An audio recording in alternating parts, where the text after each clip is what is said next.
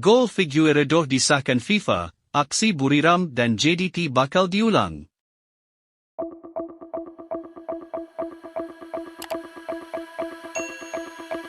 JDT membuka kempen ACL Elite dengan langkah kiri apabila tewas 2-1 kepada Buriram United di Stadium Buriram.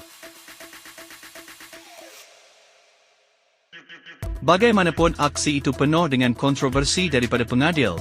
Kepelikan bermula ketika Figueiredo berjaya menciptakan gol tidak sampai 24 saat perlawanan bermula, namun gol tersebut dibatalkan oleh VAR.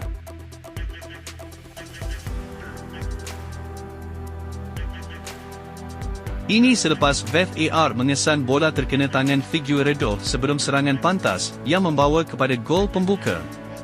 Ramai yang menganggap keputusan pengadil itu sangatlah pelik kerana dianggap terlalu lambat dalam mengambil keputusan sehingga Figueiredo menyangka telah meletakkan JDT di hadapan.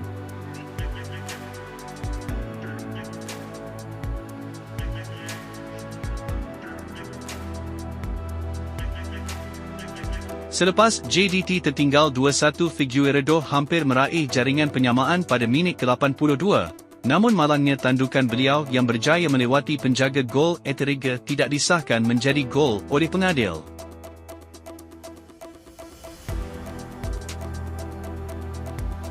Ramai penyokong menganggap tandukan Figueiredo itu sepatutnya disahkan menjadi gol oleh pengadil kerana bola sudah jelas masuk ke gawang Neil Eteriga.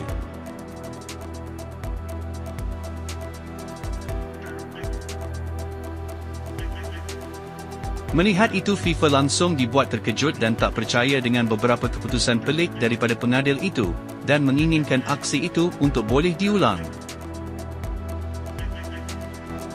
Sungguh pelik melihat beberapa keputusan dalam aksi itu.